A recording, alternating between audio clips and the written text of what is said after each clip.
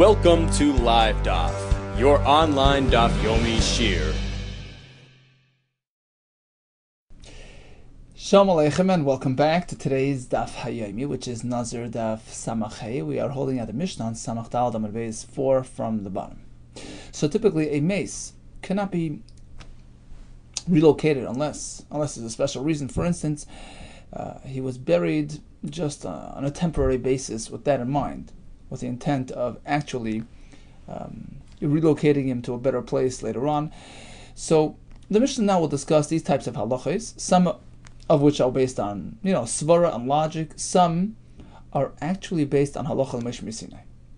Says the Mishnah, "Hamoitze mace batchila." If one encounters, an unexpected mace lying, in an area which was not known to be a burial plot, mushkav, and he finds him lying kedarkoi, in a way which they bury Jewish mason. Since it's only one mace, the assumption is it was just placed there temporarily with the kavana, with the plan, with the machshava of relocating him when the time comes. Noitloi, so you can remove the mace. Suppose they need to, build a road, or it's just getting in the way. It's going to create issues of tumah. Noitloi vestfusasoi, so they could remove the mace with tefusa. The Gemara will describe this in great detail. Several shitas. But essentially this means not only the mace himself, but together with a layer of earth which sort of absorbed, the mace, and that's why it's called tefusa, lashon of teifes. Like you grab, you possess. So the layer of earth beneath the mace is part of the mace now, goes along with him when he's removed. So one mace, presumed to be just a temporary kvura, you can remove it. Shnaim, you find two mason in this manner. Once again, you assume it's just a happenance. Noitlan vestfusasan, you can vacate them. Matzah shloisha, but now he found three. This is already a chazaka. Now you have to be more careful. Im yesh ben zelazah, if the space between the mason, if they're located in a way which indicates that in fact this was a formal burial plot. Im yesh ben zelazah bin dalad amos vad shmoina. Between them you find something between 4 amos and 8, which is the appropriate distance between a formal kvarim. Harizushchunas kvaros, this confirms that in fact it's a formal beis hakvaros, and you cannot remove them. Not only that, you have to start checking the area around it as well. Baitek himenu lahalan esrim amma. So you check 20 amos away as well, until 20 amos. Because in the time of the Chachamim, they would bury in caves, and the distance between the extreme caver in this cave and the extreme caver in the other cave was a maximum of 20 amos. So if you covered, you checked, you examined in a 20 amma radius, you can confirm there are no kvarim in the area. Now, what happens if in fact he does discover another caver at the end of 20 amos? It starts the system again to check another 20 amos. Why? You see, if you would have just found one caver before he discovered 3 together, then then you just remove it together with the tfus, like we explained before. It's considered a kever arai, which allows removal. But in this case, where he discovered 3 in close proximity, that's a shechuna asa kevaris. So now he has to just check and check and check, and the key word is sheraglaim l'davar. We see an indication. There's a track record. There are grounds of suspicion. Right? To think that this in fact was a Beis HaKvaros, and therefore proper checking and examining is required. Now the Mishnah began, Hamoitzei, Meis, Betchila, Mushkav Kedarka. We have Hamoitzei, we have Meis, Mushkav Kedarka. Each word here has a meaning. These halachas pertain only under these circumstances. So this phrase, Hamoitzei, Meis, Mushkav Kedarka, presents the parameters of this halacha, of the halachas mentioned in the Mishnah.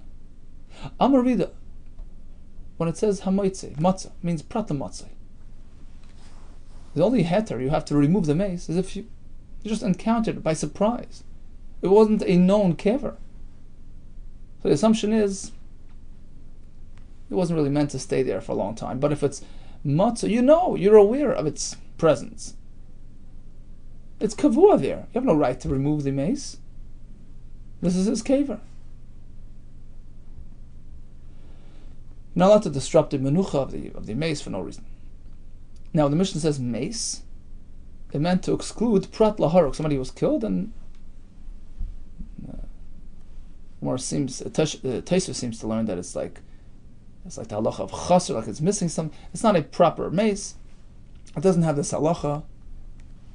In which case, you can be mefana. You can remove the mace, and you don't need to remove the tefusa, that layer of earth as well. And even if you find 3 of them, they don't represent a shechunas kvaros. So this halacha is only, the heter is only allowed if it's an unknown mace, a surprise encounter. That's the first halacha.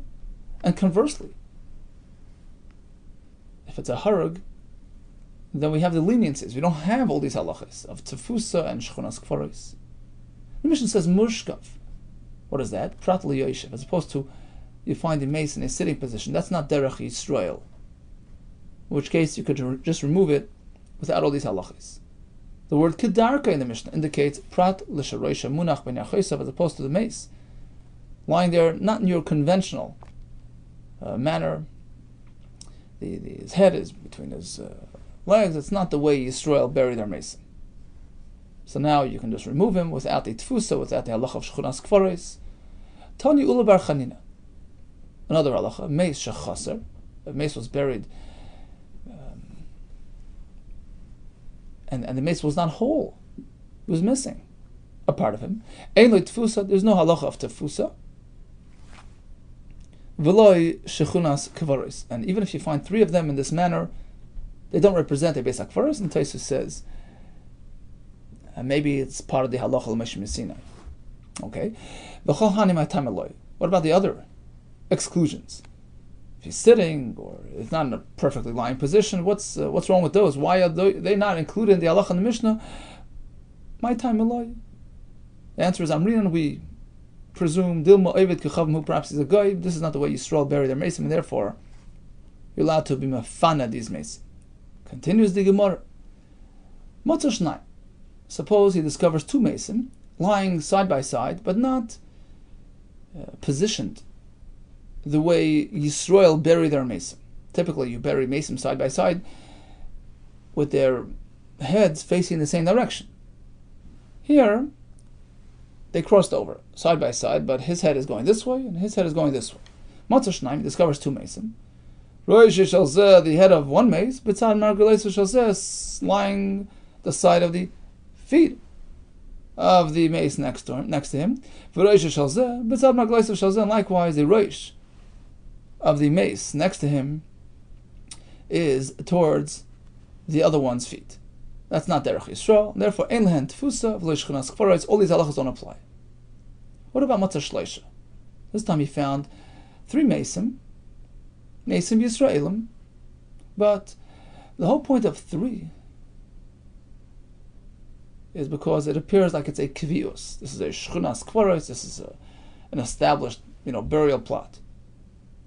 But in this case, it was different because ha'echad yadua, one of the 3 mason he knew about beforehand.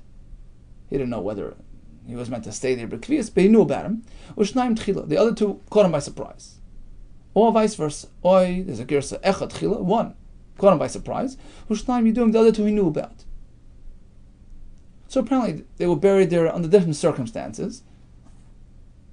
It wasn't like somebody established a Beis HaKvaros. Right? And therefore, we say, on the one hand, Yesh Lahem Tefusa, if you want to remove them. Yesh Lahem Tefusa, you have to take away the Tefusa as well. There's a Gersa Yesh Lahem Tefusa, of course. But they're not really mitzdarif. Some say it's halachah mishmir Sinai. Ve'ein lahem shchunas kvaros. They're not mitzdarif to make a shchunas kvaros. You can go and remove all three. In fact, there was a story. Masa b'Rabbi Yeshevav shebadak l'matza shnayim yidun ve'chatchila. He encountered this very circumstance. He discovered three mason, but two he knew about beforehand. The other one was a surprise to him. So apparently, he was just buried there haphazardly. It wasn't really meant as a Beis HaKvaros. But he decided, look, three, that's a chazak, it's an established shchunas kvaros. Amalei Rabbi Akiva, no need. Kol sheyagata. All your efforts in this regard, l'rik yagata, is for nil. It's just a wasted effort. Don't worry about it. Lo amru shchunas kvaros, ela legimel yedun, ela shleishat chila. Only time we say three is considered a Beis HaKvaros, which does not allow removal, is if all three relate to each other. It's a set. They're all known or unknown, but you can't mix and match. So when he's allowed to remove the mace, we say you can remove with the tefusa, with the accompanying, layer of earth. Neitlan ves tefusasen. What exactly is tefusa? How deep do you have to dig? So actually, the Gemara's kasha of Heichadami here means, well, where do we find this idea? Where's the source that in fact the offer under the mace is meant to come along with the mace?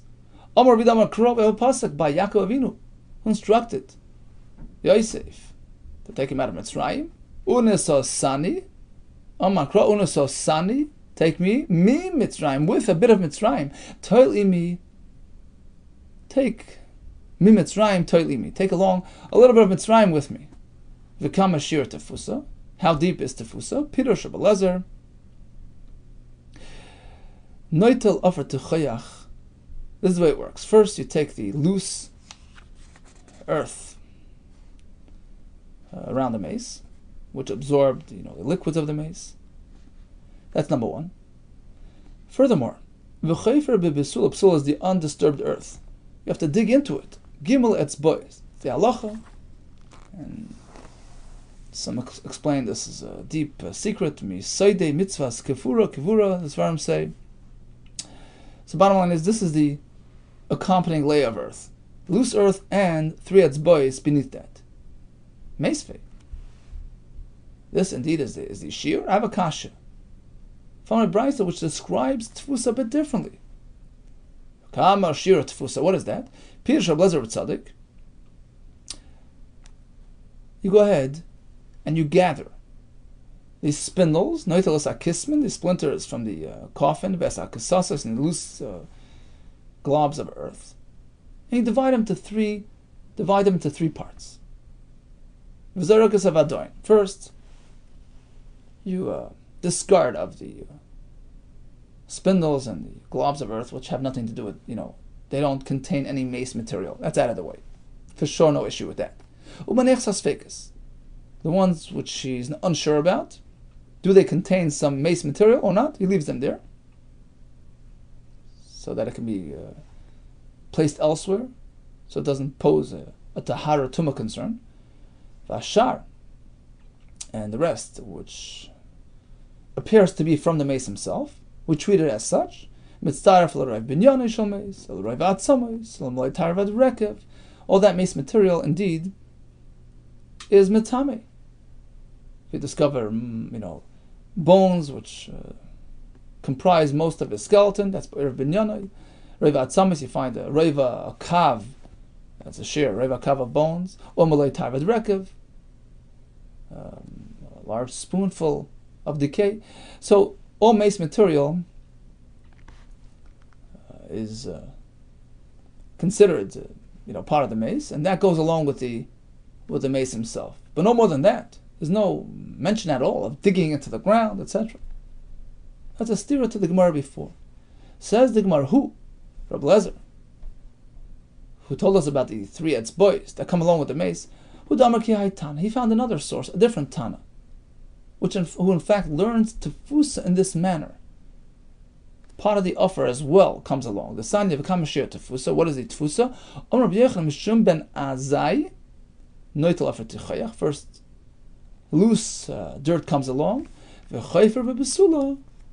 Shalosh etzbois, and furthermore, you dig deep into the ground, 3 etzbois deep, and that is considered tefusa. So we have 2 shitas on tefusa. This is one shita, and the other shita is it's just about the loose mace material lying around, but no more than that. So the Mishnah tells us if he discovers 3 mason, that's considered shchunas kvaris, leave them alone, and you check 20 amas away, etc., etc. Amar Rav. What about the following case? Badak. Person's rummaging through his property, discovers a mace. 1 mace, okay, I'm allowed to remove him. Upina, he relocates him. Then what happens? He discovers another mace. Badak upina, he removed him. Badak, he examines further. This time he discovers another mace, 3. Vashkach. So, it turns out that he chanced upon a shchunas kvaris. Now, if he would not have removed the first and the second, he would just have to leave them there. Thing is, he already removed 1 and 2. He's holding by 3. What does he do?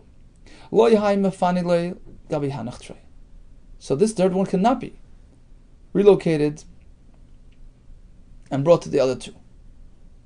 It's been discovered that it's his resting place. It's a kvios, a shchunas kvaris. And likewise, he doesn't have to restore the old ones. Nor does he have to bring back the other 2 kvarim l'gabei hay to this one, l'gabei hay chad, because when he cleared them, he was innocent.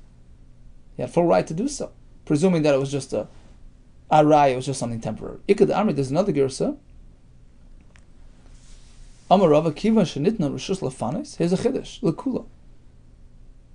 Since number 1, number 2 was done with full rishus, mefana lohain is allowed to even remove the 3rd one, because now it's just a single, solitary, lonely mace. So he can go and remove it as well. Meaning, if it's 3 at once, of course not. But if he had a right to remove 1, remove 2, now he's holding by number 3, who's now alone, he can remove him as well. Tesa says, perhaps, again, this is part of the halacha Moshe Messinai.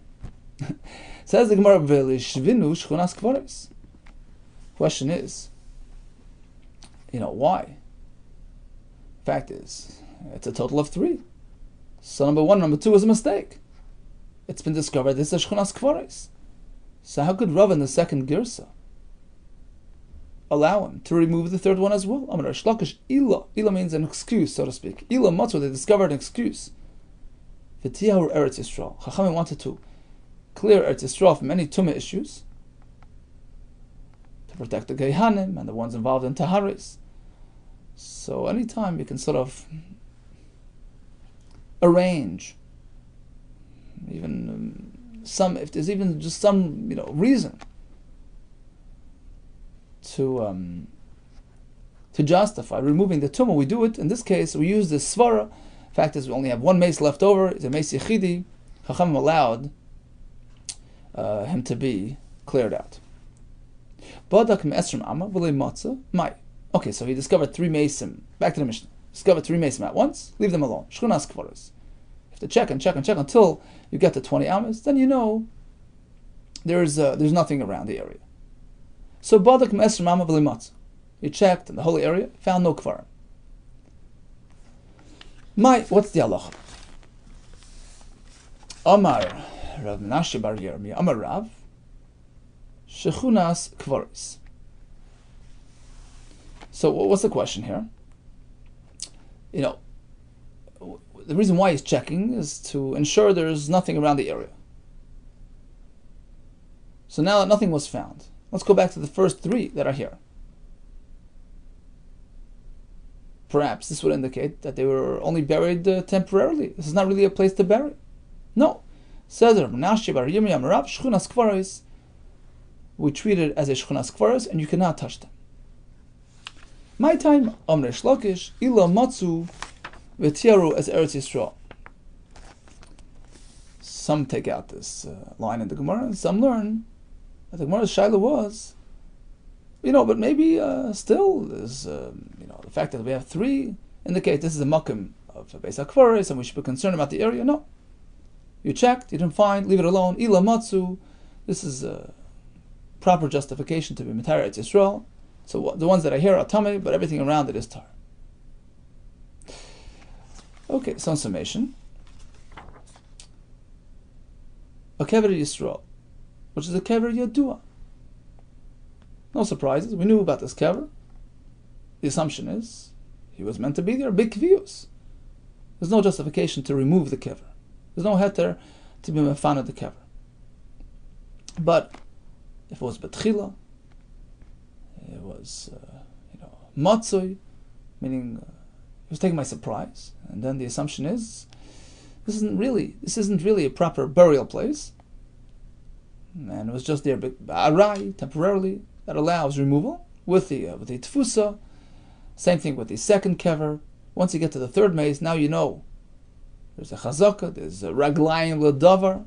That's actually going to be the phrase repeated over and over until the end of the Masechta. We'll have different halachas based on this idea of a raglayim ledavar, when there's justification, when there's basis for assumption, there's a track record established, then you have to be more concerned, and you have to check the whole area to ensure there's no kvaris. What is considered tfusa? We have two girses. This only applies to Meisei Yisrael. Shchunas kvaris is only when they're all three, either by surprise or all three known to him, then they consider Shchunas kvaris. We had the two girses in Rava. Right? Let's say he cleared the first and the second, then discovers the third. Some say you can remove him, some say you can't. Okay, continues the Mishnah. Kol safik negoim b'tchila tahar. A person has a cheskas tahara. Okay, then it's been discovered that perhaps he has a nega which makes him tummy. There's some sort of suffix. Since it happened when he still was presumed to be tahar, so tahar, we consider him tahar.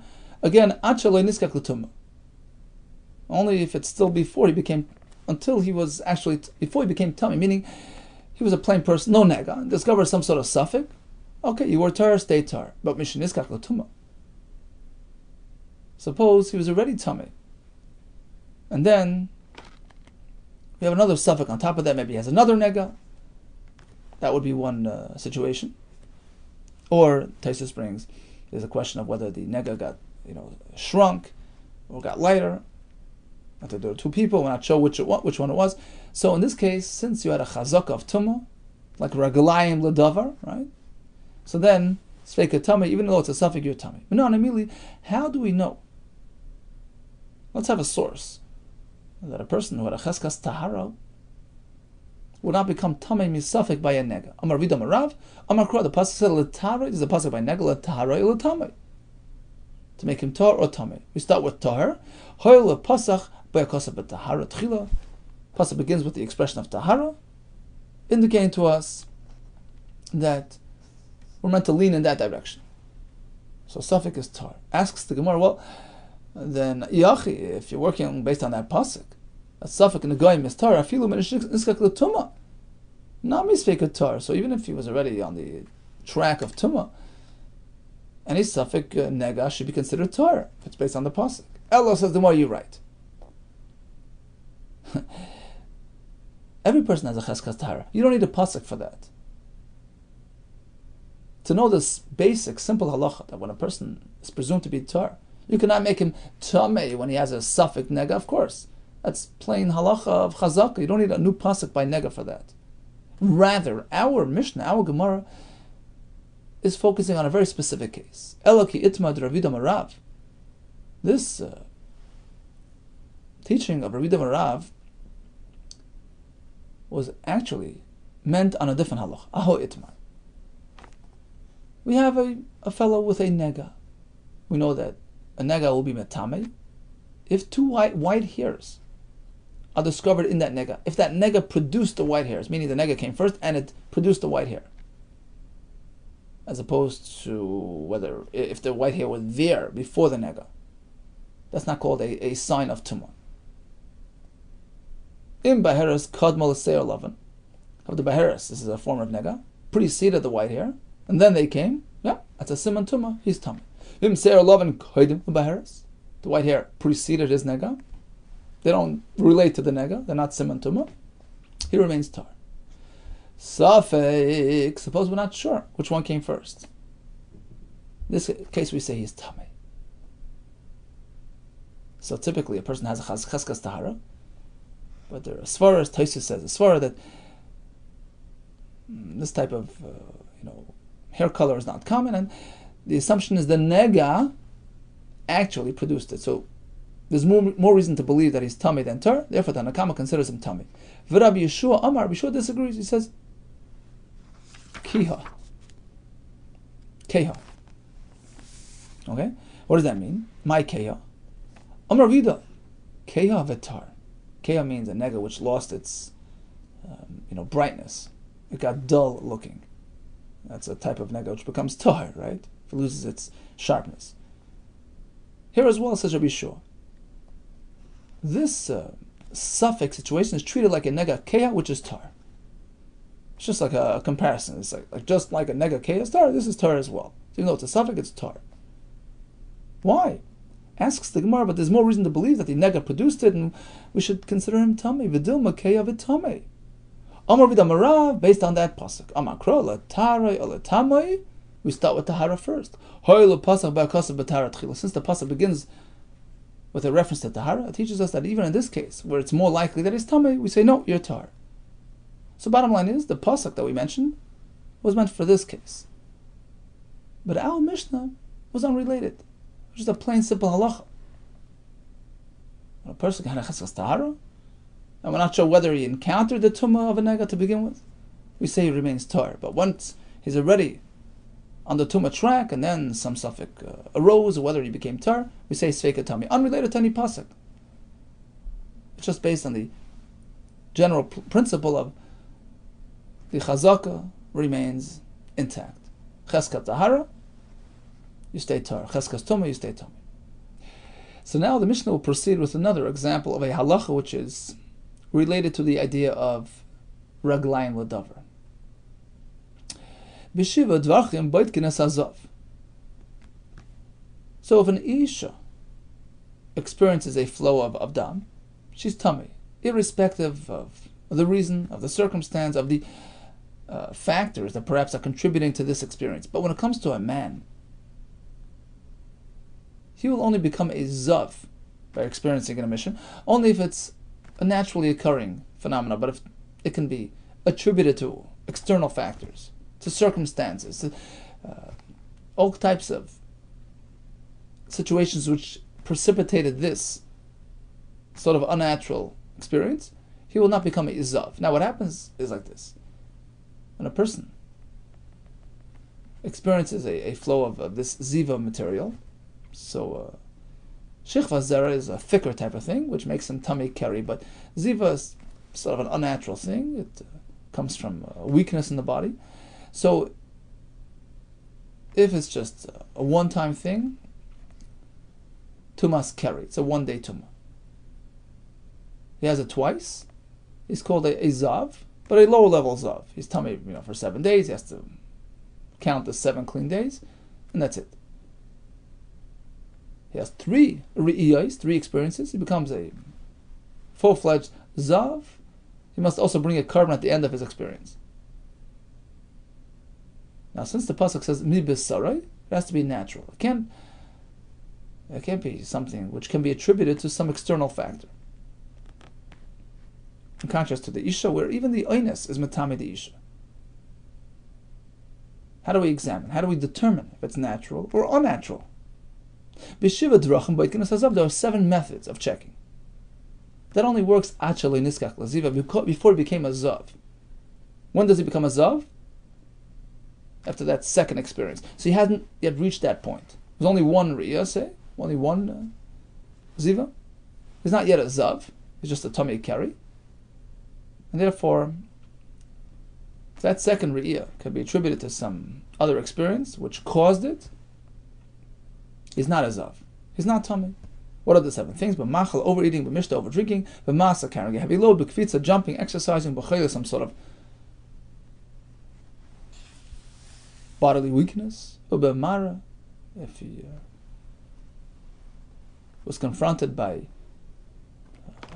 some interaction between isha and isha, will be here if he contemplated such. So these can precipitate this experience. So if he's still before, he's not yet a zav, all these can be used as an excuse, so to speak, to absolve him of the tumah.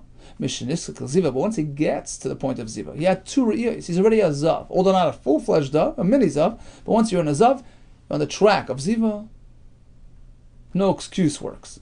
Next time he sees, and the question is whether he's considered a full-fledged dove or not. We don't examine, we don't check. At this point, we say you're already on the tumah track, even if it's einsai usfeikoi v'shechazari, which the Gemara will explain. All types of variations make him tummy, tmeim, shuraglaim l'dava, based on the idea of track record. It's been established that you're already on the tumah track, no excuses. One more halacha related to this idea of raglaim l'davar. Hamakes chaveiroi. If one strikes another man, v'amdu l'mitzan, he was written off for the dead. He was forecasted to die. V'heikol b'mashohaya, and his condition lightened. His condition improved. And he was expected to survive. V'heikol mashohaya, la'achar mikan, then suddenly he took a turn for the worse. Hichbet v'meis. Who's responsible? Chayav. Tanakama says the perpetrator is Chayav, although he had a temporary reprieve. Fact is, we attribute his death to the incident. No, Potter. He's totally Potter. Look, there is perfect ground and basis to assume that his death is unattributed to the incident, because otherwise why would he have suddenly recovered and then taken a turn for the worse? Apparently, this Misa is unrelated to that first experience. So in the first part of the Mishnah we discussed that Oines will not be Matami the Zav before he became a Zav. So he had one experience and then he had another one which is an Oines, he's Tar. But once he has 2 Re'iyos, the third one will be Matami even by Oines. How do we know? These numbers of 2 and 3, Amar Rav Nasna Makra, the pasuk says, "V'hazav es zayvai," and then it says, "L'zach oilan akeva." We learn that the first and second time we apply the halacha of a zachar. Oinas is tahar. V'hazav es zayvai. First 2, zav and zayvai, you're okay. But the next time around, we can compare the zachar to the nekeva. The zachar ulan akeva. L'riyah shlish ishkish l'nekeva. Third time around, we compare it to the nekeva. No excuses. Vatan, you have a brisa. You have another chance. Even number 3. Even by the third riyah, we still take into account the oinas factor. Remember, shlish is boit genoitze. Even the third time around, we check him, and if it's oinas, he's not tummy. But Ravi is in boit genoitze. But once he has 3 and he's a full-fledged zav and he's in the middle of counting his shiva nekiyim, so the 4th time, meaning if he has any experience during that shiva nekiyim, which would technically just cancel the whole shiva nekiyim, now we no longer check. So he holds it's only until the 4th time, not the 3rd. Ela be'esem kamiflagi. Machlekes is based on whether we focus on the word es. Rabbi Lezer darish esem. Rabbi Lezer focuses on the word es. V'hazav is 1, es is 2, zayve is 3. So first 3 times we treat you as a zachar, and going forward like an akeva. And Einis is mentami. Rabbanan ledashi esem. Rabbanan do not focus on the word es in this case. V'hazav is 1 experience, zayve is number 2, and past that we treat the zachar like the nekeva. Einis is mentami. Bottom line is, we learned the halacha of mesim, halacha of negayim, halacha of zav, and makes chaveri. Many of these halachas are based on the idea of raglaim l'davar. So let's take one at a time. We have a fellow having a surprise encounter with a mace. We're not sure whether it was just a temporary burial, a slot meant just for the time being, which allows removal. So the halacha is if you find one, take him away. Find two, same. Find three, that's an established Beis HaKfaras, Raglayim Ladavar. You take the mace with a tfusa, some hold, it means part of the karka, which is learned from the pasuk on Osasayin Mitzrayim Be'Yaakov Avinu. This only applies to Mesa Yisrael. And then we have the halacha that a fellow who encounters Safek Nega is tar, if in fact he had a Cheskas Tahara. And we have the halacha that a Zav will not become Tamei if it's a Re'iyah Ba'inus, provided he's not yet a Zav. According to the Rabbanan, the first two Re'iyahs will have this halacha, but once you get to the point of Zav, even if the next Re'iyah happened Ba'inus, he's still Tamei. We had another discussion regarding Makas Chaveroi, where Nehemiah says, since he took a turn for the better, and then his situation deteriorated, the striker is Pata, Sheraglayim, Ladavar, we don't attribute it to that person's Makkah. All the best to you, B'suros Toivos, and Hatzlacha Rabbah.